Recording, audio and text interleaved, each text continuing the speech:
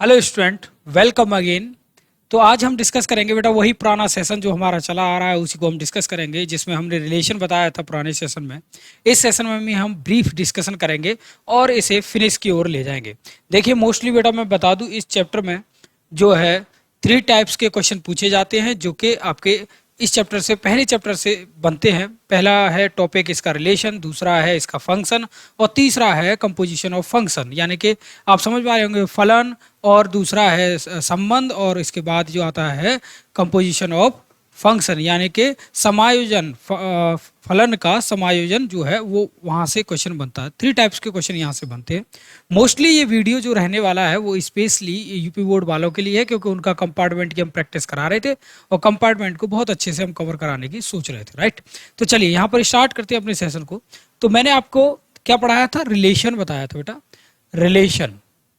Okay, relation समझिएगा, relation, ठीक है। हिंदी में बेटा इसे संबंध कहते हैं और आज इस टॉपिक को हम फिनिश कर देंगे और इससे आगे बढ़ जाएंगे। इसे क्या कहते हैं? संबंध कहते हैं, ठीक है जी। इस रिलेशन को हम 3 टाइप से पढ़ते हैं 12th में। बेसिकली यूपी बोर्ड का है तो हिंदी और इंग्लिश दोनों में चलूंगा। देखिए, पहला जो होता है वो होता है रिक्त। क्या होता है? रिक्त संबंध होता है, ठीक है। दूसरा जो होता है वो होता है सार्वत्रिक संबंध। क्या होता है? सार्वत्रिक संबंध, सॉरी, संबंध। थोड़ा सा इरेज कर देता हूं, ध्यान दीजिएगा।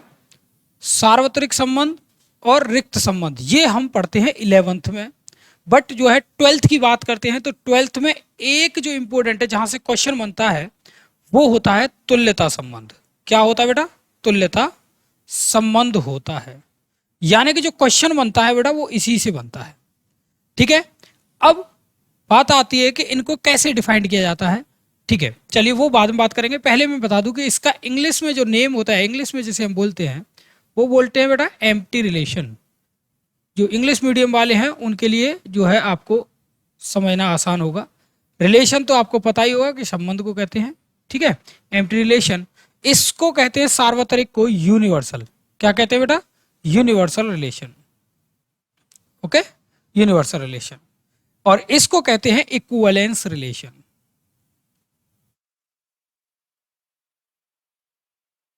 अब एक बात समझिएगा, ये दोनों तो आपको पता ही होगा कि एक कैटेगरी थी, मैंने यहां बताया था कि कोई अगर रिलेशन सेट जो होता है वो अगर सबसेट हो जाए A क्रॉस A का, तो आप ये कहेंगे कि ये सार्वत्रिक है। यदि सबसेट नहीं होता है तो वो रहेगा आपका एम्प्टी है, यानी कोई भी एलिमेंट अगर इसमें मैप नहीं करता है तो एम्प्टी होता है। ये 2 कंडीशन मैंने आपको बता दी थी प्रीवियस क्लास में, लिंक डिस्क्रिप्शन में मिल जाएगा, वहां से देख सकते हैं। ओके, यहां पर हम बात कर रहे हैं इक्विवेलेंस की। तो बेटा ये इंपॉर्टेंट है क्योंकि यहां से क्वेश्चन आपको पूछा ही जाता है। 12th में जो क्वेश्चन मिलेगा, पहला क्वेश्चन इसी से मिल जाएगा, 1 नंबर का, केवल 1 नंबर का क्वेश्चन यहां से मिलेगा और आपको सेकंड में उसे करना आना चाहिए। इसके लिए मैं बता दूं आपको कि सबसे पहले मैंने आपको बताया था कि यदि किसी को इक्विवेलेंस रिलेशन कहना है आपको, तो कैसे कहेंगे कि वो इक्विवेलेंस रिलेशन है। इसको अगर हमें पार्ट करना है कि इक्विवेलेंस रिलेशन बनाना है तो बेटा ये भी 3 कैटेगरी को फॉलो करता है, जिन कैटेगरियों का नाम है स्वतुल्य। पहली कैटेगरी जो बनती है वो स्वतुल्य है, यदि कोई रिलेशन स्वतुल्य होगा। दूसरी कैटेगरी सम्मित होगा। तीसरी कैटेगरी संक्रामक होगा। क्या होगा? संक्रामक होगा। यानी कि तीसरी कैटेगरी, कोई भी तुल्यता संबंध जिसे आप कहेंगे, यदि वो स्वतुल्य हो, सम्मित हो, संक्रामक हो, इन तीनों कैटेगरियों को फॉलो करे तो वो आपका क्या रहेगा? तुल्यता रहेगा। इसको इंग्लिश में जो कहते हैं बेटा वो कहते हैं रिफ्लेक्सिव। क्या कहते हैं? रिफ्लेक्सिव कहते हैं, ओके। इसको जो कहते हैं सिमेट्रिक कहते हैं। क्या कहते हैं? सिमेट्रिक, ठीक है। और इसको जो कहते हैं वो ट्रांजिटिव कहते हैं बेटा। क्या कहते हैं? ट्रांजिटिव। कोई डाउट हो तो आप मुझे कमेंट कर सकते हैं। जब हमें इनको कहना ही है कि यदि अगर किसी को तुल्यता कहना है, तीनों कैटेगरी को फॉलो करवाना पड़ेगा, तो बेटा इसको फॉलो करने के लिए एक पैटर्न होता है, वो समझिएगा क्या पैटर्न होता है। यदि किसी को रिफ्लेक्सिव कहना है यदि किसी को रिफ्लेक्सिव कहना है तो उसके लिए एक क्राइटेरिया है, वो क्या है देखिए, यदि कोई x y से रिलेट कर रहा है तो वही रिलेशन x x के साथ रखना होना चाहिए, तो आप कहेंगे कि वो रिफ्लेक्सिव है। यानी कि मैं यहां पर फॉर एग्जांपल एक आपको दे देता हूं, आपको थोड़ी देर के लिए, कि मान लीजिए कि आपके पास मैंने यहां कहा कि x के पिता कौन है, y हैं। यहां पर मैंने कहा x के पिता y हैं, दैट इज कि x जो है y से रिलेट कर रहा है किसी न किसी रिलेशन से, और रिलेशन क्या है, x y के पिता का संबंध है दोनों के बीच में। तो मैं इसे ऐसे भी लिख सकता हूं और इसे ऐसे भी लिख सकता हूं, ठीक है, बिल्कुल कोई बात नहीं होनी चाहिए। इस चीज को लिखने को कहते हैं क्रमित युग्म, जो कि मैं बता चुका हूं आपको पहले, इसे कहते हैं क्रमित युग्म, क्लियर। और इंग्लिश में बोले तो ऑर्डर्ड पेयर, क्या बोलते हैं, ordered pair, right, order pair बोलते हैं। तो इस तरीके से लिखा जाता है, ठीक है जी। एक फिक्स ऑर्डर में किसी वैल्यूज को लिखना ऑर्डर पेयर कहलाता है। फिक्स वैल्यू क्या है कि किसी भी रिलेशन से कोई भी एलिमेंट अगर एक फिक्स रिलेशन से जुड़ा हुआ है तो आप उसे कहेंगे कि ये ऑर्डर पेयर के तहत इस तरीके से नोट डाउन किया जाएगा, ओके, ठीक है। तो यहां पर इस बात को क्लियर करते हैं और इसके साथ साथ अब आप आगे बढ़ते हैं।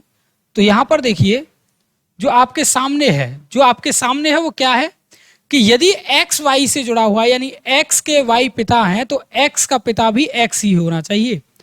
ऐसी कंडीशन जो भी रिलेशन सेट बनाएगा उस केस में आप कहेंगे वो रिफ्लेक्सिव है। यानी कि सीधा सा फंडा कि x अगर y के साथ रिलेट कर रहा है किसी भी रिलेशन से जो कि बिलोंग करे किसमें, रिलेशन में, तो आप कहेंगे कि यहाँ x रिलेट टू x होना चाहिए और बिलोंग होना चाहिए किसमें, उसी रिलेशन सेट में। या फिर आप ऐसे कह सकते हैं कि x, y बिलोंग कर रहा है किसमें, R में, तो x, x भी उसी में बिलोंग करना चाहिए। क्लियर, यहां तक का आपको कोई भी इश्यू नहीं होना चाहिए किसी भी बच्चे को, राइट, ओके। अब बात आती है सिमेट्रिक की, ठीक है। सिमेट्रिक में सेम यही आएगा कि यदि x रिलेट करे y से, ठीक है, x रिलेट कर रहा है y से, बिलोंग करे रिलेशन सेट में, तो यहां पर y भी उसी रिलेशन से x से बिलोंग करना चाहिए किसमें, R में। यानी कि आप देख पाए कि यदि x, y किसमें है, R रिलेशन सेट में है, तो आप यहां पर कहेंगे कि y, x भी उसी में होना चाहिए, यानी कि उल्टा भी उसी में होना चाहिए, तो सिमेट्रिक की कंडीशन को फॉलो करेगा, सिमेट्रिक होगा, ओके। तीसरी बात जो है, यहां पर 3 एलिमेंट लिए जाएंगे, x and y and z, यानी समझिएगा कि x के पिता कौन है, y हैं, और y के पिता कौन है, z हैं, ठीक है, y के पिता कौन है, z हैं। तो समझिएगा यहां पर क्या है कंडीशन कि यदि x रिलेट कर रहा है किससे, y से, और बिलोंग करे किसमें, R में, और y से कौन रिलेट करेगा, z से, तो वही कंडीशन से क्या होगा, ये इसके साथ रिलेट करना चाहिए, यानी कि x से z रिलेट करना चाहिए उसी कंडीशन से जो कंडीशन आपको दी गई है। अगर मैं पिता का संबंध लगाता हूं तो x का पिता कौन है, y, और y का पिता कौन है, z। ये दोनों ही बात सही है कि x का पिता y है, बिलोंग कर रहा है R में, और y का पिता z है तो बिलोंग कर रहा है R में, बट x का पिता z नहीं हो सकता, दादा जरूर होगा, तो ये यहां पर रिलेट नहीं करेगा। बट बेटा वो क्वेश्चन की बात है पिता वाले की, तो जरूरी नहीं है कि यही रिलेशन सेट आपको वहां मिले, ठीक है, डिफरेंट टाइप ऑफ रिलेशन मिलेंगे। तो यानी कि तीनों की कंडीशंस मैंने यहाँ लिखा दी हैं, वो तीनों की कंडीशन आपको रटी होनी चाहिए कि क्या क्या कंडीशंस होती हैं। और ये वाली बात, आप पिता वाली बात याद नहीं रखेंगे क्योंकि ये मैंने अपनी तरफ से दिया है लॉजिक आपको समझाने के लिए। कंडीशन क्या थी रिफ्लेक्सिव की, एक बार रिपीट कर लेते हैं। रिफ्लेक्सिव की कंडीशन ये है कि जो एलिमेंट अपना खुद का सेट का एलिमेंट किसी दूसरे सेट से रिलेट है किसी भी रिलेशन से, तो वो खुद के साथ भी रिलेट होना चाहिए, ठीक है। दूसरी कि यदि कोई रिलेशन सेट के तहत कोई एलिमेंट x का y के साथ, यानी कोई अवयव x का y के साथ कनेक्ट है, तो y भी उसी रिलेशन से x के साथ कनेक्ट होना चाहिए, तो आप कहेंगे कि ये दोनों अवयवों के बीच जो संबंध है वो सिमेट्रिक है, यानी कि सममित है, ओके। जी हाँ, यहाँ आप बात करेंगे किसकी, ट्रांजिटिव की। ट्रांजिटिव के केस में 3 एलिमेंट लिए जाएंगे, 3 अवयव लिए जाएंगे किसी भी सेट से, तो आप कह पाएंगे कि x अगर y के साथ है, y z के साथ है, तो उन्हीं का रिलेशन दोनों के बीच में x का z के साथ होना चाहिए उसी कंडीशन के साथ, तो आप कह पाएंगे कि वो जो है क्या है, वो जो है आपका ट्रांजिटिव है। ओके जी हाँ बच्चा, चलिए नेक्स्ट देख लेते हैं। अब मैं यहां से क्वेश्चन पुटअप करता हूं, आपसे क्वेश्चन ले लेता हूं। ये मैंने एक क्वेश्चन लिखा है, अपने हाथ से लिखा है भाई, टाइप हो नहीं पाया था टाइपर से, तो मैंने खुद लिख लिया है। इसमें आप कोई एक्सक्यूज नहीं होना चाहिए। ओके देखिए यहां पर कहा गया है कि सेट आपके पास कोई एक है, ऑलरेडी आपके पास कोई एक सेट दिया गया है, ये एक सेट है, ठीक है। इसमें एलिमेंट जो दिए गए हैं 1 2 3 हैं, और कहा है कि आर एक संबंधित क्या है, रिलेशन है, संबंध है, और जो डिफाइंड है वो इस तरीके से, ये आर है और ये डिफाइंड है पहले से। तो अब देखिए यदि इस रिलेशन को आपको क्या कहना है, स्वतुल्य कहना है, तो स्वतुल्य की कंडीशन क्या थी बच्चा? स्वतुल्य की जो कंडीशन है, पहली कंडीशन ये थी कि यदि 1,2 है, किसमें? आर रिलेशन में। आर रिलेशन ये रहा, आर में है, तो यहां पर क्या होना जरूरी है? 1,1 होना जरूरी है। 1,1 है, देखो 1,2 है तो 1,1 भी होगा, ठीक है। दूसरी केस यहां ये बनता है कि यदि 1,3 है, किसमें? आर में, तो क्या 1,1 है? बिल्कुल है साहब, ये दूसरा केस भी फाइनल हो गया। इसी तरीके से मैं देख पा रहा हूं कि यहां पर 1,1 भी है, 2,2 भी है और 3,3 है। तो इट मीन्स क्या है कि सेट का हर एक एलिमेंट खुद के साथ कनेक्ट है, तो ये रिफ्लेक्सिव होगा। क्या होगा? रिफ्लेक्सिव होगा भाई। रिफ्लेक्सिव होगा कब होगा? रिफ्लेक्सिव होगा तब जब स्वतुल्य की कंडीशन को फॉलो करेगा। और स्वतुल्य की कंडीशन कब होती है? वो ये होती हैं, रिफ्लेक्सिव और स्वतुल्य दोनों एक ही होते हैं भाई, तो कंफ्यूज मत होइएगा। तो जब कोई भी संबंध जो है वो स्वतुल्य होगा, तो कंडीशन क्या फॉलो कर रहा होगा कि इस दिए गए सेट के हर एक एलिमेंट खुद के साथ उस रिलेशन के साथ कनेक्ट होगा। इट मीन्स क्या होगा कि वो स्वतुल्य होगा। तो देखो यहां पर 1 2 के साथ कनेक्ट है, तो यहां 1 1 के साथ भी है, ये रहा। 1 3 के साथ कनेक्ट है, तो 1 1 के साथ भी कनेक्ट है, वो ये रहा, ठीक है। तो यहां ये कहेंगे कि स्वतुल्य है। क्या है? स्वतुल्य है। अब बात आती है सम्मित की। किसकी बात आती है? सम्मित की। तो सम्मित को कैसे करेंगे भाई फॉलो? सम्मित को फॉलो करने के लिए कैसे करेंगे ये देख लेते हैं, ठीक है। चलिए खैर यहां पर ये साइज तो इसका छोटा नहीं हो रहा है, मैं यहां पर ड्रॉ करके यहां लिख लेता हूं। सम्मित को कैसे फॉलो करेंगे? सम्मित, सम्मित होता है बेटा सिमेट्रिक। क्या होता है? सिमेट्रिक। ओके, सिमेट्रिक होता है। सिमेट्रिक में क्या है कि उल्टा होना जरूरी है। देखिए उल्टा होना जरूरी है। यदि 1,3 है, क्या 1,3 है, इसमें 1,3 है, बिलोंग कर रहा है आर में, यानी आर येरा इसमें है, तो क्या 3,1 है इसमें? देखिए जरा और बताइए मुझे। 3, सर इसमें नहीं है, तो ये नॉट होगा, यानी कि ये सम्मित नहीं होगा। तो आप इस केस में ये कहेंगे कि सम्मित नहीं है, ठीक है बेटा, सम्मित नहीं है। अब आप लोगों को समझ आ गया होगा, क्लियर। अब बात आती है किसकी? अब बात आती है कि तुल्यता की। तुल्यता कब कहेंगे? जब ये तीनों को फॉलो करेगा। तीसरा क्या है? तीसरा है संक्रामक। अब संक्रामक को चेक कर लेते हैं। ट्रांजिटिव की वैल्यू क्या थी? यहां नोट कर देता हूं। ट्रांजिटिव की वैल्यू है कि यदि कोई फंक्शन 1 2 के साथ कनेक्ट है, तो 2 2 के साथ हो गया, और कहीं है भी नहीं। तो और कहीं है भी नहीं है, तो क्या होगा? 1 2 के साथ, ये रहा। 3 2 के साथ है, किसके साथ है? 3 2 के साथ है, तो 2 2 के साथ हो गया। इट मीन्स क्या है कि 3 2 के साथ है, 2 2 के साथ हो गया, तो 3 2 होना चाहिए, वो ये रहा। यानी कि हर एक केस में ट्रांजिटिव की कंडीशंस को फॉलो कर रहा है। ट्रांजिटिव की कंडीशन क्या थी कि यदि कोई 1 3 के साथ कनेक्ट है, क्या 1 कोई 3 के साथ कनेक्ट है, और 3 जो है किसके साथ कनेक्ट है? 2 के साथ, या 3 के साथ कनेक्ट है। देखिए यहां पर 1 3 के साथ कनेक्ट है और वहां 3 2 के साथ कनेक्ट है, तो आप यहां कहेंगे कि 1 2 होना जरूरी है। क्या होना जरूरी है? 1 2, यानी कि पहला वाला तीसरे वाले के साथ होना जरूरी है। तो आप यहां कहेंगे कि 1 2 होना चाहिए आपके रिलेशन सेट में। तो क्या 1 2 है? देखो ये रहा, ये रहा। इट मीन्स क्या है कि ये इसको फॉलो करेगा। यस। तो आप कह सकते हैं कि दिया गया फलन क्या है? स्वतुल्य है और संक्रामक है। क्या है? स्वतुल्य है और संक्रामक है, परंतु सम्मित नहीं है। यहां इस तरीके से कह सकते हैं। ओके, नेक्स्ट देखेंगे। नेक्स्ट क्वेश्चन क्या है?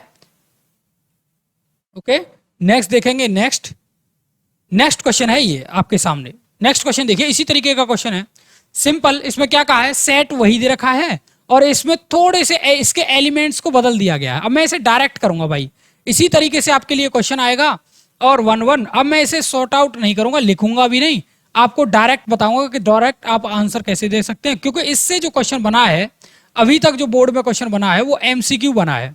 और एमसीक्यू में क्या है, अब मल्टीपल ऑप्शन दे रखते हैं और उन्हें बस सेकंड में करना होगा, इतना लॉन्ग करके नहीं करना होगा। यदि 3 मार्क्स में आता है, 4 मार्क्स में आता है तो करते हैं, बट ये 3 मार्क्स में आने वाला है नहीं, ज्यादा से ज्यादा 2 मार्क्स में आएगा क्वेश्चन। बहुत ईजी है। देखें, सबसे पहले रिफ्लेक्सिव यानी कि स्वतुल्य। क्या स्वतुल्य की बात करेंगे तो रिफ्लेक्सिव होता है, ठीक है, रिफ्लेक्सिव होता है। क्या देख लेते हैं रिफ्लेक्सिव क्या है।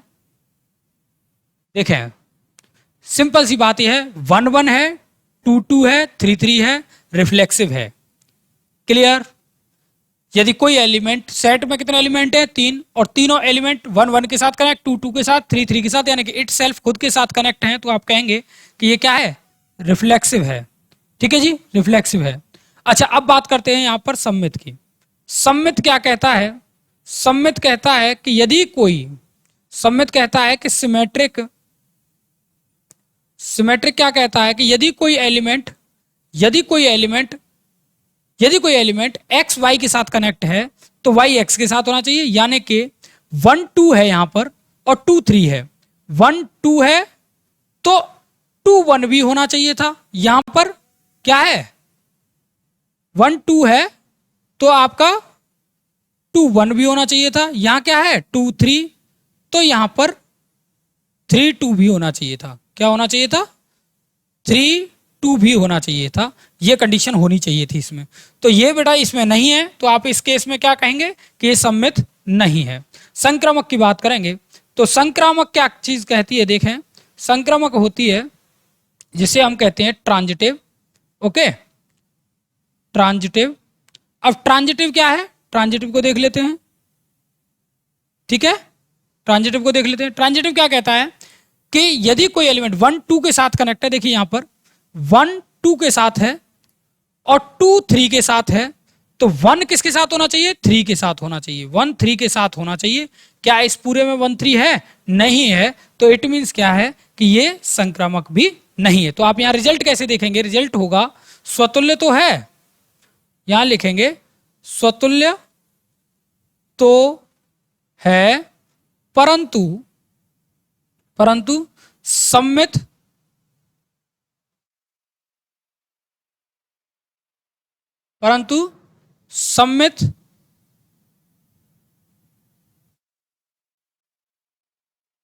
और संक्रामक नहीं है।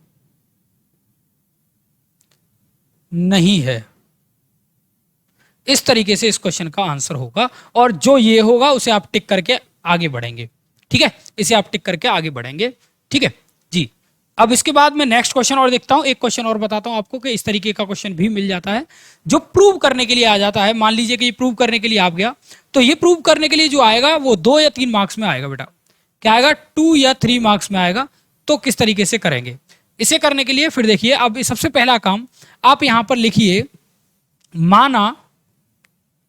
माना जो सेट है आपके पास वो सेट ले लीजिए। सेट क्या है, किसी समतल पर स्थित सरल रेखाओं में समांतर का संबंध। देखिए, समांतर सरल रेखाओं का किसका है, किसी समतल पर सरल रेखाओं का समुच्चय दे रखा है। इसने पूरा नहीं लिखा, थोड़ा सा इसमें से समुच्चय को खा गया है, पर कोई नहीं।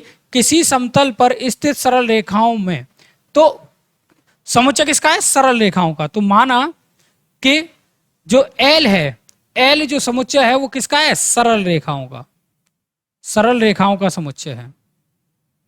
अब जब आप संबंध स्थापित करेंगे तो इसी में से 2 लाइनें उठाएंगे, 3 लाइनें उठाएंगे, जो भी लेनी होंगी वो इसी में से लेंगे। तो समांतर का संबंध है। तो देखिए यहां से मैंने क्या किया, L1, L2, L3 3 एलिमेंट ले लिए जो कि किस में बिलोंग कर रहे हैं, एल में बिलोंग कर रहे हैं, क्योंकि L is the set of जो है रेखाएं, सरल रेखाओं का समुच्चय है, सेट ऑफ स्ट्रेट लाइन का समुच्चय है।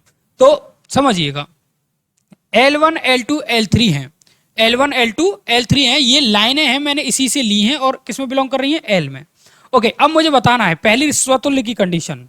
स्वतुल्य की कंडीशन क्या है कि भाई इसने कहा कि L1 किसके साथ पैरेलल है, L2 के साथ, L2 के साथ है और बिलोंग कर रही है किसमें, R में। तो क्या L1 खुद के साथ भी पैरेलल होगी, बिल्कुल होगी भाई, क्योंकि पैरेलल लाइन जो होती हैं वो सेम होती हैं, एक जैसी होती हैं, जो कि कभी भी किसी भी पॉइंट पर इंटरसेक्ट नहीं करती हैं। आप 1 मिनट का समय दें तो मैं थोड़ा पानी पी लूं।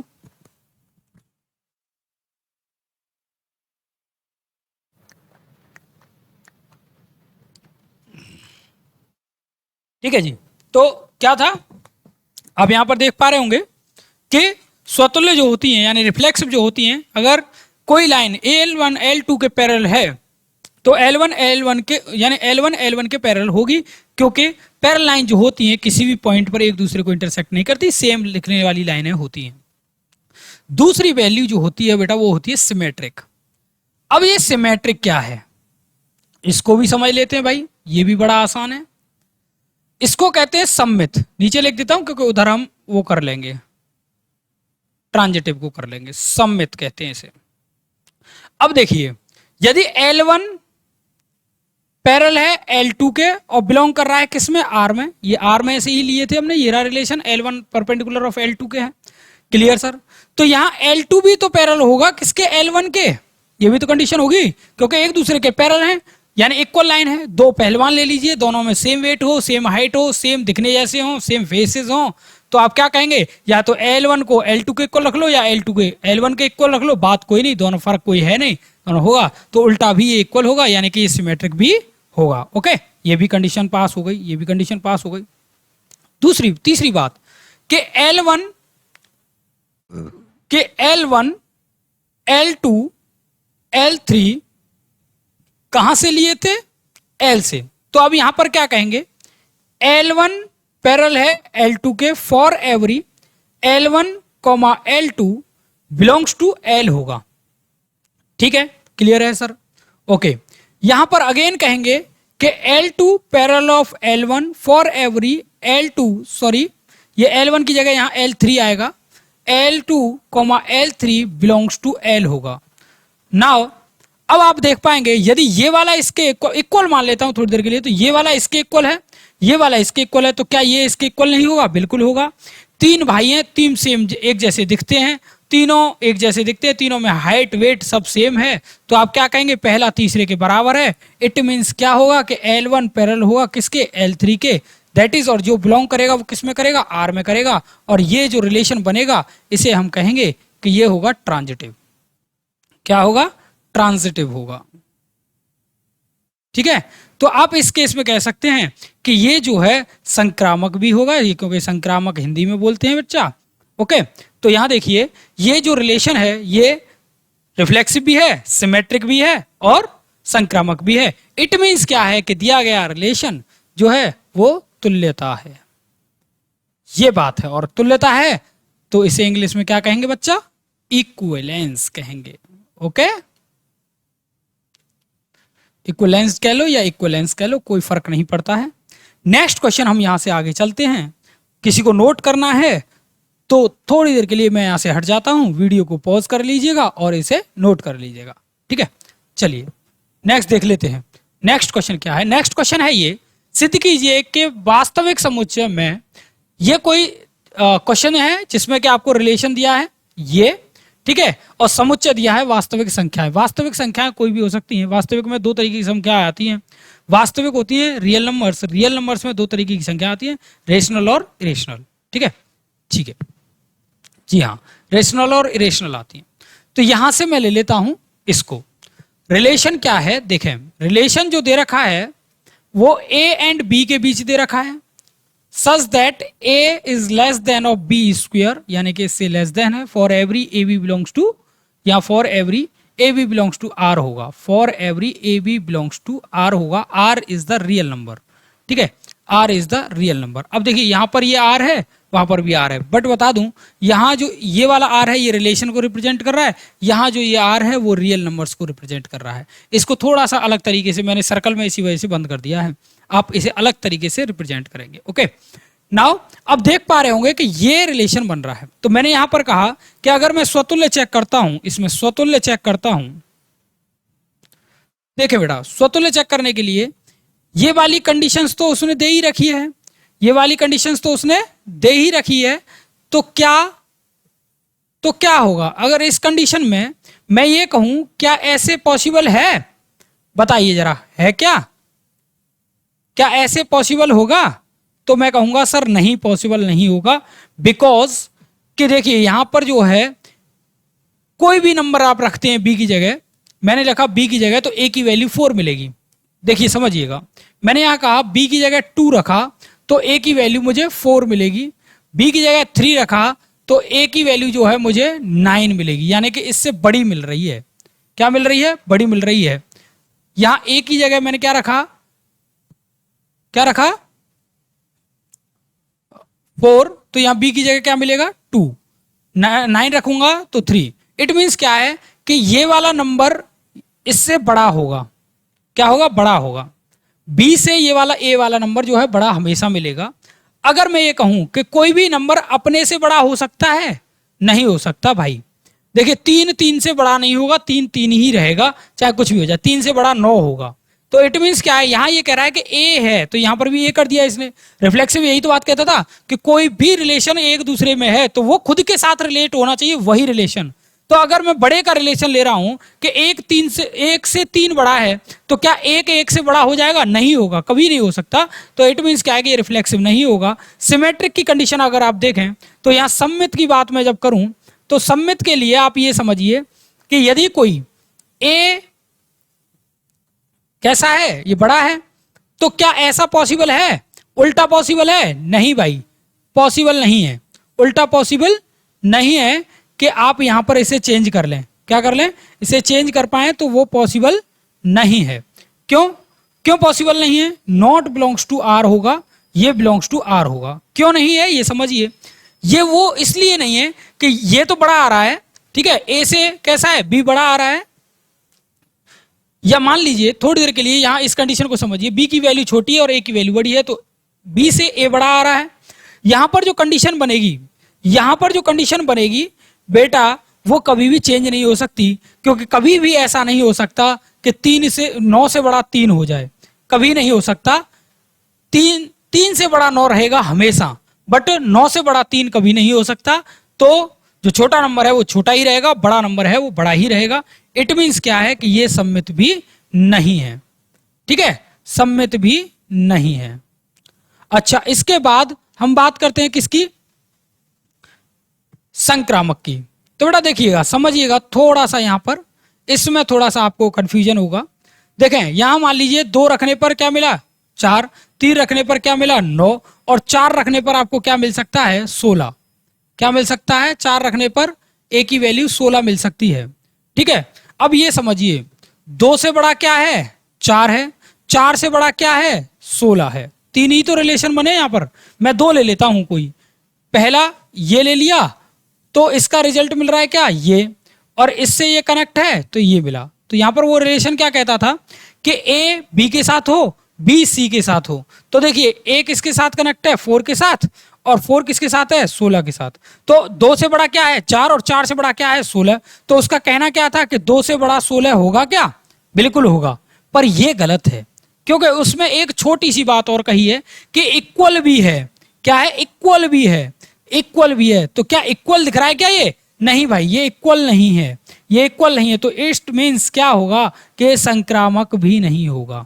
क्या नहीं होगा? संक्रामक भी नहीं होगा। तो ऐसे आप इनको प्रूव कर सकते हैं, ऐसे उसमें लिख सकते हैं जैसे मैंने यहां पर लिखा है। इस तरीके से इन्हें इस संक्रामक में भी लिख सकते हैं। ये मैंने समझाने के लिए आप लोगों को किया है, ठीक है। इस तरीके से आप प्रूव कर सकते हैं। चलिए अब हम देख लेते हैं, इससे अगला जो टॉपिक है हमारा वो क्या है। देखिए फंक्शन है। फंक्शन को समझने से पहले थोड़ा सा मैं आपको कुछ समझाना चाहूंगा। देखिए फंक्शन क्या होता है। अभी तक हम सेट्स पर चल रहे थे और रिलेशन पर चल रहे थे। रिलेशन क्या था कि कोई दो सेट्स के बीच में कोई एक संबंध स्थापित होता था तो उसे रिलेशन कहते थे। ठीक है, यहां पर मैं कह दूं कि मान लीजिए मेरे पास कोई दो सेट हैं। क्या है? कोई दो सेट हैं। पहला सेट है ये, क्या? पहला सेट है मेरे पास ये, एंड दूसरा कोई सेट है ये, मेरे पास ये कोई सेट है।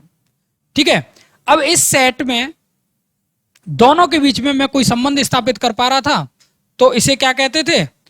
जैसे मैंने यहां से यहां कोई संबंध स्थापित कर दिया जिसे हम आर कहते थे। ठीक है बेटा, संबंध क्या है कि आर कहते थे, बट संबंध और फलन में कोई फर्क नहीं है, क्योंकि रिलेशन और फंक्शन में कोई फर्क नहीं है, सिर्फ छोटी छोटी बातें, दो चार बातों का फर्क है। क्या फर्क है वो हम बात कर लेते हैं अभी इसमें। यानी कि इसको फंक्शन कहना है तो इसके लिए वर्क क्या रहेगा, पहले तो हम उसकी बात करेंगे। पहले फंक्शन क्या है, देखिए फंक्शन क्या कहते हैं कि यदि इसके सारे एलिमेंट, यानी पहले सेट के सारे एलिमेंट दूसरे सेट के सारे एलिमेंट से मैप हो जाएं। क्या हो जाएं? मैप हो जाएं, तो आप उस केस में कह सकते हैं कि ये फंक्शन है। क्या कह सकते हैं? फंक्शन है। अब इसको डिफाइंड कैसे करते हैं इसकी बात हम करते हैं। चलिए देख लेते हैं कैसे बात करते हैं इसके ऊपर। चलिए मैं समझाने के लिए थोड़ी देर के लिए मैंने यहां पर एक क्या काम कर रहा हूं, फलन को लिख रहा हूं कि फलन, राइट, जिसे हम कहते हैं फंक्शन। ओके, और रिप्रेजेंट करने के लिए हम इसे ऐसे भी लिख सकते हैं और इसे ऐसे भी लिख सकते हैं, राइट, दोनों तरीके से लिख सकते हैं फंक्शन। कोई प्रॉब्लम नहीं होनी चाहिए आप लोगों को। अब समझिए फंक्शन क्या है। मैंने कहा कि फंक्शन भैया एक मशीन है। क्या है? ये एक ऐसी मशीन है कि इसमें कुछ भी डालो, ये बहुत ही अच्छे से काम करती है। इसमें कुछ भी डालो उसका रिजल्ट हमें दे देती है। बताता हूं कैसे। मान लो ये एक मैंने आपके पास बॉक्स बनाए जो कि मशीन का काम कर रहे हैं। किसका काम कर रहे हैं? मशीन का काम कर रहे हैं। ये बॉक्स आपको दिख रहा होगा। यहां से इसके ऊपर इफिल टावर सा बना दिया हमने। ये क्या कर रहा है? इस पे यहां पर कोई एक हमने सामान का कुप्पी जिसे बोलते हैं, वैक्यूम जिसे बोलते हैं, वो लगा दिया। और यहां पर हमने क्या बनाया? इसका एक आउटपुट लेने के लिए एक बैग बनाया यहां पर इस तरीके से। तो अब क्या है, ये एक मशीन है। मशीन में मैंने क्या किया, यहां से कुछ एलिमेंट्स को डालना स्टार्ट किया, कुछ को डालना स्टार्ट किया। ठीक है, आप चाहें तो ज्यादा भी डाल सकते हैं, नॉट अ प्रॉब्लम। और यहां पर ये मशीन क्या कर रही है कि इनको यहां से भेज रही है और इसके अंदर इस तरीके से मिक्स करके कुछ भी करके यहां से जो है इसका रिजल्ट निकालकर हमें यहां पर दे रही है। अब समझिएगा, मशीन के चक्कर में मत पड़िए, मैं समझाता हूं क्या है सीधा सीधा फंडा। इस मशीन का नाम है भैया फंक्शन। क्या नाम है? फंक्शन। अब इस मशीन का काम क्या है? फंक्शन कौन सी मशीन का नाम है? इसका। और इसे कहते हैं हम हिंदी में, जो आपके घरों के आसपास होती है, आटा चक्की। ऐसे समझिए, ये आटा चक्की है भाई। अब मैंने क्या कहा, यहां पर कोई भी सीड्स डालता हूं, यानी गेहूं डालता हूं तो मुझे क्या मिलेगा? गेहूं का आटा। मक्का डालता हूं तो भाई मक्का आटा। ठीक है, चावल डालता हूं तो चावल का आटा। ये इस तरीके से मिलेगा। ठीक है, समझिएगा, जो भी इसमें एलिमेंट्स डालेंगे या अवयव डालेंगे, ये अवयव हैं, तो इनका क्या मिलेगा? आउटपुट हमें इनका आटा मिल जाएगा। क्या मिलेगा? आटा। तो जो फंक्शन है वो क्या कर रहा है? एक आटा चक्की बन गया। जो फंक्शन है वो आटा चक्की मिल गया। ठीक है बेटा, जो डाले गए एलिमेंट होते हैं, हम उन्हें प्रांत कहते हैं। क्या कहते हैं? प्रांत। और इंग्लिश में कहते हैं डोमेन। क्या कहते हैं? डोमेन। और जो हमें रिजल्ट मिलता है उसे हम कहते हैं परेशर। क्या कहते हैं बेटा? परेशर, जिसे हिंदी में कहते हैं रेंज। सॉरी, इंग्लिश में कहते हैं रेंज और हिंदी में कहते हैं परेशर। मैं हिंदी भूल गया उसे, कोई नहीं। इंग्लिश में कहते हैं रेंज और हिंदी में कहते हैं परेशर। परेशर क्या होता है कि डोमेन में डाले गए जो भी एलिमेंट मिलेंगे उनका जो रिजल्ट मिलेगा डालने के बाद, उसे हम क्या कहेंगे? परेशर कहेंगे। बट बेटा, परेशर के बाद सह परेशर भी होता है। मान लीजिए कि मैं यहाँ एक छोटे से एक सेट से आपको समझा दे रहा हूं।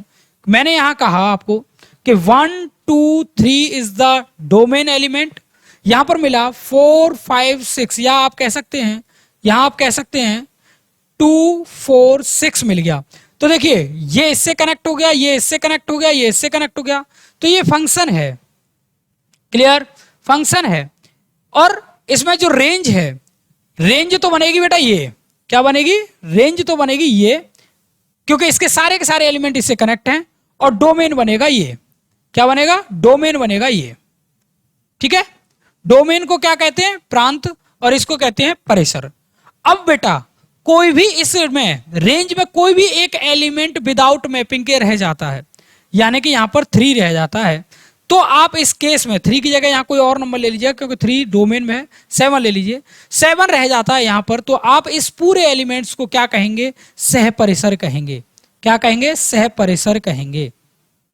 ओके, सह परिसर कहेंगे, यानी कोडोमेन कहेंगे। ठीक है, सह परिसर नहीं, सॉरी, सह प्रांत कहेंगे, सह परिसर नहीं, सह प्रांत, सह प्रांत कहेंगे, सह प्रांत, कोई नहीं। ठीक है, इसे क्या कहेंगे? सह प्रांत कहेंगे। नाउ नेक्स्ट देखते हैं, नेक्स्ट क्या है। देखिए, अब हमने सीखा, डोमेन सीख लिया, कोडोमेन सीख लिया और रेंज सीख लिया। ठीक है जी, डोमेन, कोडोमेन और रेंज सीख लिया। अब मैं बताता हूं ये वर्क कैसे करता है। सबसे पहले जब भी आपको क्वेश्चन मिलेगा इसमें, तो आपको इस तरीके से लिखा मिल जाएगा, एन टू एन। इसे बोलते हैं बेटा मैपिंग। क्या बोलते हैं? मैपिंग। मैपिंग से इन द सेंस मतलब ये है कि जो फंक्शन आपका डिफाइंड है वो कैसे है। कोई फंक्शन है जिसका डोमेन क्या है? ये डोमेन है और ये इसकी रेंज है। इट मींस क्या है कि ये आउटपुट आया था, यानी चक्की का रिजल्ट था, गेहूं डाले थे तो ये आटा मिला था, और ये गेहूं है तुम्हारे। ठीक है, ये क्या है? इनपुट। हमने इनपुट जो दिया वो किसका था? डोमेन का, या नेचुरल नंबर डाले और नेचुरल पर ही हमें रिजल्ट इसका मिल रहा है। तो ये होती है बात इसकी मैपिंग की, यानी कि नेचुरल नंबर अपने फंक्शन में रखे तो रिजल्ट क्या मिल रहा है? नेचुरल ही मिल रहा है। जैसे फॉर एग्जाम्पल यहां पर मैंने कहा fx है मेरे पास, और यहां पर 2x + 3 मिल रहा है। ठीक है, और मैंने यहां पर कहा है कि मैपिंग जो हो रही है इस फंक्शन की वो n से n पर डिफाइंड हो रही है। किस पर हो रही है? n से n पर डिफाइंड हो रही है। तो आप ये कहेंगे कि इस n की जगह आप 1 रखिए। तो 1 क्या है? नेचुरल नंबर होते हैं। 1 से इनफाइनाइट तक के सारे नंबर पॉजिटिव नंबर क्या होते हैं? नेचुरल होते हैं। इन सेट्स का ज्ञान ले लीजिएगा भाई, क्योंकि सेट बहुत इंपॉर्टेंट है। नेचुरल कौन से होते हैं, होल कौन से होते हैं, इंटीजर कौन से होते हैं, रियल कौन से होते हैं, ये सारे के सारे आपको आने चाहिए। अब ये तो मैं लिखाने वाला हूं नहीं, क्योंकि रिवाइज करा रहा हूं, शुरुआत से नहीं पढ़ा रहा। तो आप रिवाइज करिए, ठीक है, कॉन्सेप्ट को, क्योंकि पूरी ईयर आपने पढ़ा होगा। और ये स्पेशली यूपी बोर्ड वाले जिनका कंपार्टमेंट आया है उनके लिए बैच है, तो आप फोकस करिए इस पर। ठीक है, तो नेचुरल हो गया। नेचुरल होते हैं 1 से इनफाइनाइट तक के सारे नंबर जो कि पॉजिटिव होते हैं। Clear, very good. तो मैंने यहां एक बार 1 रखा तो मुझे यहां मिला 2 + 3 यानी कि 5। यहां मैंने 2 रखा और मुझे यहां पर क्या मिला? 2 × 2 यानी कि 4 + 3 यानी कि 7। यहां मैंने 3 रखा तो मुझे यहां क्या मिला? बोलिए, 3 रखा तो यहां क्या मिलेगा? 6 + 3 क्या मिलेगा? 9। 3 रखूंगा तो 6 + 3 9। यहां रखा 2 4 और 1 रखा, ये सही है। तो देखते हैं, 3 2 6, 6 + 3 = 9। तो ये मिल गए आपको इनके रिजल्ट। अब समझिएगा, इनपुट जो था वो डोमेन था, तो डोमेन क्या हुआ इसका? डोमेन जो हुआ 1 2 3, 1 2 3 जो आपने पुट किया। रेंज क्या हुआ? जो आपको रिजल्ट मिला, जो आपको रिजल्ट मिला क्या? 5 7 9, ये रेंज हो गया। अगर इसमें ऐसा कोई एलिमेंट बच जाता है जो मैप नहीं हो पाता, यानी कि ऐसा कोई एलिमेंट होता है जो इसमें मैप नहीं होता। अब कौन सा एलिमेंट ऐसा है बताता हूं। 4 है। देखिए यहां 2 डाला था तो 7 मिला, यहां पर 4 नहीं मिला, 6 नहीं मिला, क्या है? 6 नहीं मिला और 8 नहीं मिला। तो ऐसी कंडीशन में वो क्या रहेंगे? कोडोमेन रहेंगे। कोडोमेन को क्या कहते हैं बेटा? बताया था अभी, सह प्रांत कहते हैं। तो कोडोमेन क्या रहेगा? कोडोमेन की जब मैं बात करूंगा तो यहां वो आएंगे क्या? इसमें सारे के सारे नेचुरल नंबर आ जाएंगे, 1 2 3 4 5 6 और डॉट डॉट डॉट इनफाइनाइट, यानी कि इन्फिनिटी तक के सारे नंबर इसमें आ जाएंगे, और जो बनेंगे आपके कोडोमेन। क्या बनेंगे? कोडोमेन। डोमेन प्रांत, रेंज परिसर, कोडोमेन सह प्रांत, ये रहेगा इस तरीके से। ठीक है, बट बेटा ये सिलेबस में नहीं आता है। खुशखबरी ये है, सिलेबस में क्या आता है? तो फर्स्ट जो आता है वो रहता है 1 1।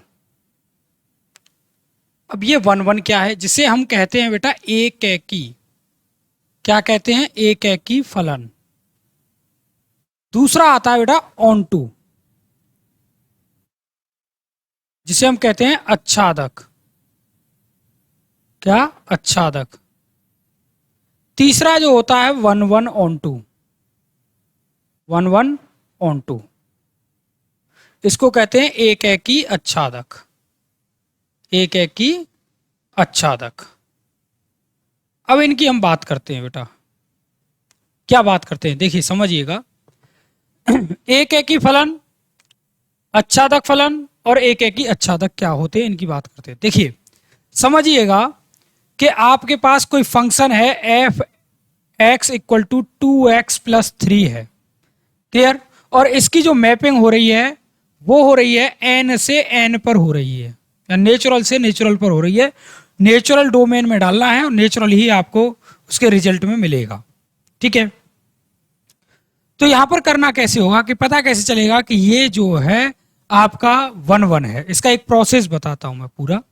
देखें यहां पर सबसे पहले करना ये होगा कि x1 और x2 टू आर एलिमेंट्स आपको लेने पड़ेंगे। किससे? n से। टू आर्बिट्रेरी नंबर लेने पड़ेंगे, यानी कि मैंने ये दो नंबर लिए और कह दिया कि दोनों नंबर काय में है? n में है, यानी कि n में। तो मैंने यहां पर पुट किया x1। क्या पुट किया? x1, तो यहां हो जाएगा 2x1 plus 3 for every x1 belongs to n। Okay, now secondary आप x2 पुट करेंगे, तो 2x2 plus 3 for every x2 belongs to n। बेटा ध्यान रखिए, सेम यही प्रोसेस अप्लाई करना है, क्वेश्चन कोई भी क्यों ना हो, ठीक है? बट ये ध्यान रखना जो मैपिंग दे रखी है उस मैपिंग को ठीक से देखना है। मैपिंग से ही सारा खेल होगा, अदरवाइज कर नहीं सकते।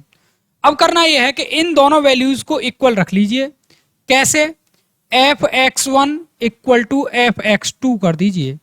जैसे मैं यहां पर लिखूंगा तो 2x1 प्लस 3 इक्वल हो जाएगा 2x2 प्लस 3 के, और 3 से 3 कैंसिल आउट होगा तो 2x1 इक्वल टू 2x2 हो जाएगा। 2 से 2 कैंसिल आउट तो x1 इक्वल टू x2 हो जाएगा।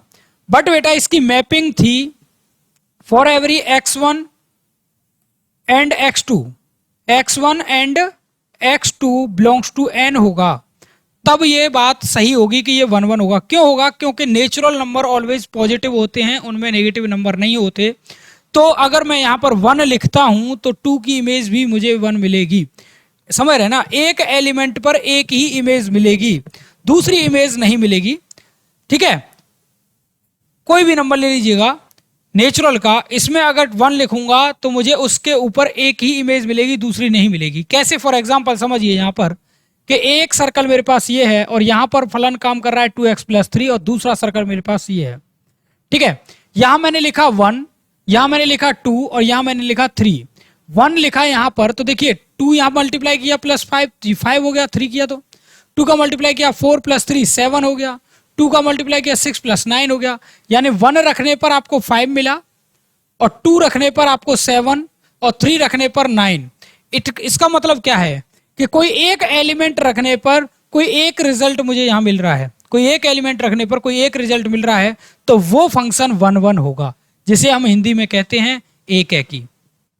क्या होगा? एक एकी। और यही प्रोसेस रहेगा आपका चेक करने का, और ये हर बार क्वेश्चन एग्जाम में पूछा जाता है यहां से, हर बार एग्जाम में क्वेश्चन पूछा जाता है यहां से। मैं क्वेश्चन करके बताऊंगा, उस क्वेश्चन के पैटर्न को फॉलो करिएगा, आंसर आपको अपने आप मिलेंगे, राइट? नेक्स्ट देखते हैं। जैसे ये 1 1 मैंने आपको बता ही दिया है, 1 1 का प्रोसेस पूरा बता दिया है, तो अब मैं यहां पर ऑन टू की बात करता हूं। ऑन टू में क्या करना है बेटा? ऑन टू में करना यह है कि आप समझिए, ऑन टू में क्या करना है कि जो हमारा फंक्शन था, क्या था? फंक्शन था 2x प्लस 3, और मैपिंग जो हो रही थी नेचुरल से नेचुरल पर हो रही थी, नेचुरल से नेचुरल पर हो रही थी। अब आपको यहां पर क्या करना है? सबसे पहले कि ऑन टू की जब बात आती है, ऑन टू की बात में आपको करना यह है कि सबसे पहले इसे मान लेना है, फंक्शन को माना F X equal to Y मान लेना है। क्या कर लेना है? वाई मान लेना है। कैसे? देखें तो यहां पर लिखेंगे y equal to 2x plus 3, 2x plus 3, और यहां से x की वैल्यू को सेपरेट कर लेना है, तो y माइनस 3 हो जाएगा, अपॉन में आ जाएगा 2। यहां से यदि मैं x की वैल्यू को सेपरेट करता हूं तो अब मैपिंग क्या हो रही है कि n से n पर हो रही है, राइट ना। तो नेचुरल नंबर हमें डालने हैं। नेचुरल नंबर कहां लिखना है, इस y की जगह हमें नेचुरल नंबर लिखना है। तो यहां लिखेंगे y belongs to natural number, ऐसे लिखेंगे, ठीक है।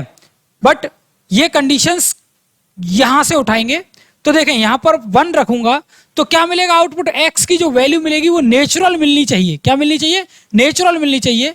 तो देखें यहां पर क्या होगा, जैसे ही मैंने 1 रखा, 1 रखने पर हमें जो वैल्यू मिलेगी वो क्या मिलेगी, -2/2 और यहाँ -1 मिलेगा 1 रखने पर। तो क्या होगा, -1 नेचुरल में होते ही नहीं है। क्या होते हैं, तो जैसे मैं इस वैल्यू को रखूंगा तो x नॉट बिलोंग करेगा किसमें, नेचुरल में, और कंडीशन हो जाएगी फेल। तो ये ऑन टू नहीं बनेगा, ये ऑन टू नहीं बनेगा। बस यही चीज देखनी है। ऑन टू क्या होता है, डोमेन में अगर हम कोडोमेन को देखते हैं, डोमेन और कोडोमेन दो चीजें होती हैं। तो जब भी हमें 1 ऑन टू दिखाना है किसी फंक्शन को, तो ध्यान रखिएगा जो उसका कोडोमेन है वो रेंज के इक्वल हो जाता है। क्या हो जाता है, कोडोमेन यदि रेंज के इक्वल हो जाता है तो वो फंक्शन ऑन टू हो जाता है। इट मीन्स क्या है कि सह प्रांत परिसर के बराबर हो गया तो आप उसे कहेंगे कि वो क्या है, ऑन टू है, ठीक है। इसका पैटर्न यही है। पैटर्न इस तरीके से चेक करेंगे। क्या करेंगे, सबसे पहले इस fx के इक्वल y रखेंगे, y की फॉर्म में इस फंक्शन को कन्वर्ट करेंगे और सेपरेट करेंगे x की वैल्यू को। अब x की वैल्यू तो यही रखेंगे, जो मैपिंग हो रही है उसमें से ये जो डोमेन है उसका एलिमेंट यहां पुट करके देखेंगे y की जगह पर। अगर y की जगह पर वैल्यू पुट करने पर इससे डिफरेंट रिजल्ट आपको मिल रहा है तो आप कहेंगे वो ऑन टू नहीं है, और अगर वही रिजल्ट मिल रहा है जो यहां पर है तो आप कहेंगे वो ऑन टू है। सिंपल सी बात। तो इसको कहते हैं अच्छादक। क्या कहते हैं, अच्छादक कहते हैं भाई ऑन टू को। क्लियर, ऊपर लिखा भी है। अच्छा, जो 1-1 और ऑन टू को फॉलो करेंगे, जो 1-1 ऑन टू को फॉलो करेंगे, 1-1 ऑन टू को फॉलो करेंगे उसे हम कहेंगे क्या, 1-1 ऑन टू को फॉलो करेंगे उसे कहेंगे एक ही अच्छादक हिंदी में, और इंग्लिश में 1-1 ऑन टू ही कहेंगे। ओके, अच्छादक, ये क्लियर है। एक ही अच्छादक, इसे कहेंगे 1-1 ऑन टू और इसे कहेंगे एक ही अच्छादक कहेंगे। Clear, that's it. यही है आपका मेन टॉपिक जो कि आपको हर बार क्वेश्चन यहां से पूछा जाता है। ठीक है बेटा, यहीं से क्वेश्चन पूछा जाता है आपके एग्जाम में। तो इस क्वेश्चन को देख लेते हैं। तो क्वेश्चन क्या है, क्वेश्चन है आपके सामने ये कि इसकी मैपिंग जो हो रही है फंक्शन की वो हो रही है बेटा f से f पर, यानी कि f जो r से r पर हो रही है।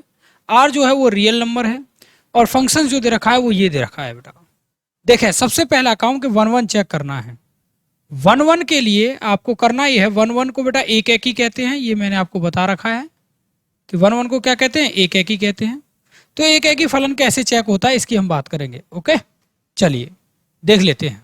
सबसे पहले जो फंक्शंस दे रखा है उसको यहां लिखिए और देखिए कि उसने x को जो कहा है वो रियल कहा है। क्या कहा है, रियल कहा है। यहां पर मैंने क्या कहा, मैंने ये कहा लेट अ टू नंबर, यानी कि माना कि दो नंबर x1 और x2 काय में है, x1 और x2 काय में है, ये r में है। x1, x2 belongs to r है, रियल नंबर है। तो यहां बारी बारी से पुट करके देखो, x1 की जगह मैंने पुट किया तो x क्यू मिल जाएगा, यहां पर पुट किया तो x2 की जगह पर क्या मिलेगा, x2 का क्यू मिल जाएगा। ये कंडीशन मिलेगी। दोनों कंडीशंस को आपको क्या करना है, इक्वल रख लेना है। ठीक है, ये कंडीशन करनी है। जो प्रोसेस जो मैंने बताया था उसी प्रोसेस के तहत इसे करना है। ठीक है, तो यहाँ x1 का क्यू हो जाएगा, x1 का क्यू हो जाएगा, और यहां पर क्या हो जाएगा, x2 का क्यू हो जाएगा, x2 का क्यू हो जाएगा, 2 है यहां पर।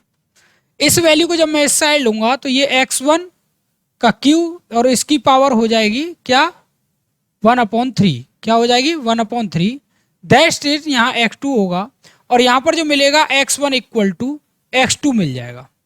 और ये वैल्यू जो बिलोंग करेगी वो किस में करेगी, रियल में, यानी x1 और x2 जो दोनों बिलोंग करेंगे वो रियल में होंगे। इट मीन्स क्या है कि ये फंक्शन 1-1 होगा। क्या होगा, 1-1 होगा, यानी कि एक ही होगा। इस तरीके से आप चेक कर सकते हैं। बट बेटा आपको ये ध्यान रखना कि जो रिजल्ट है आपका वो हमेशा जो सेट दिया गया है उस सेट में होना चाहिए।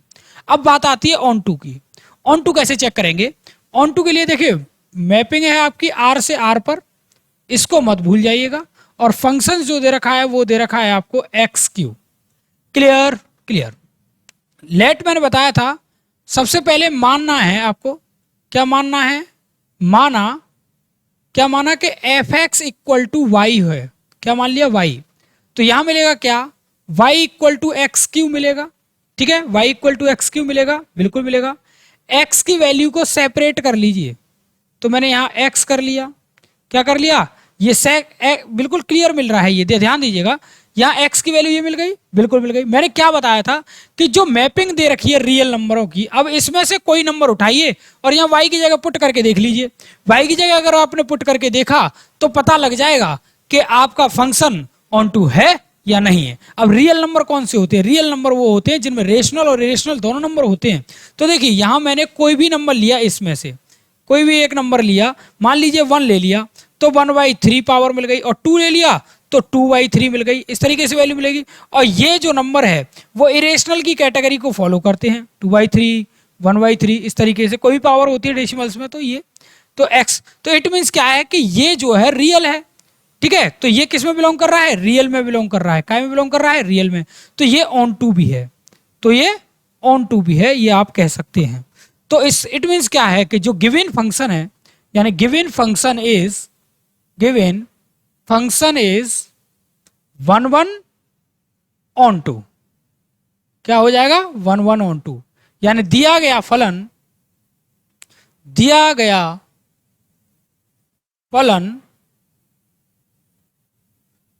एक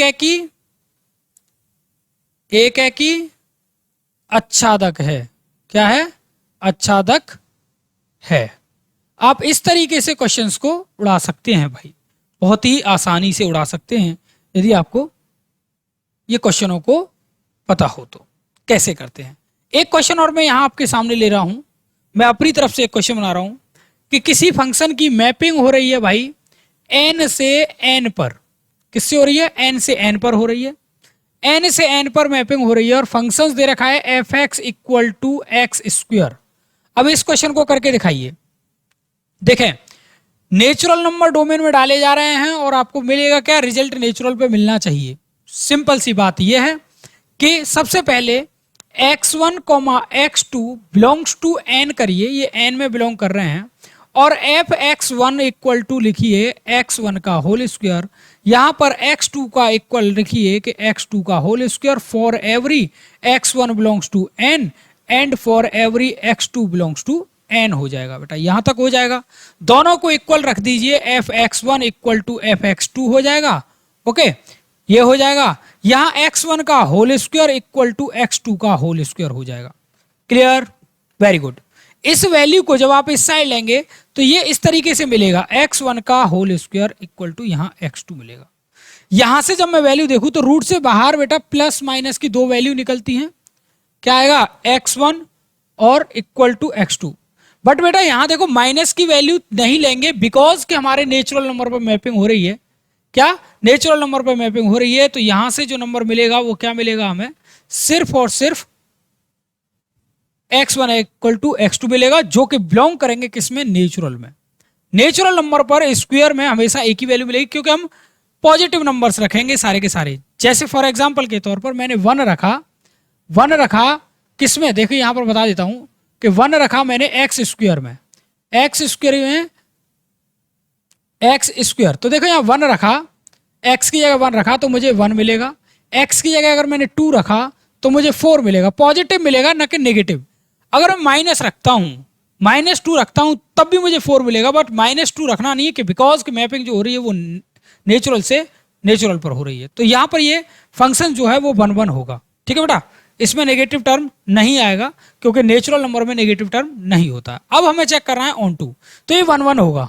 क्या होगा? 1 1 होगा, यानी एक ही है, एक ही है। अब ऑन टू चेक करना है। ऑन टू चेक करने के लिए क्या होगा? एफ एक्स इक्वल टू सबसे पहले आपको y मान लेना है, ये बताया था। F X equal to Y, और यहां पर क्या है? इस वैल्यू को रख देना है। तो y इक्वल टू आपको क्या मिलेगा? एक्स स्क्वायर मिलेगा। ठीक है, एक्स स्क्वायर मिलेगा। अब इस साइड से मैं रूट में इसको रखता हूं y, तो ये ऐसे मिलेगा। अब देखिए बेटा यहां पर ये नॉट बिलोंग करेगा किसमें? किस में बिलोंग करेगा, नेचुरल में, सॉरी नेचुरल आर कह रहा हूं मैं यहाँ पर, आर नहीं, यहाँ एन आएगा।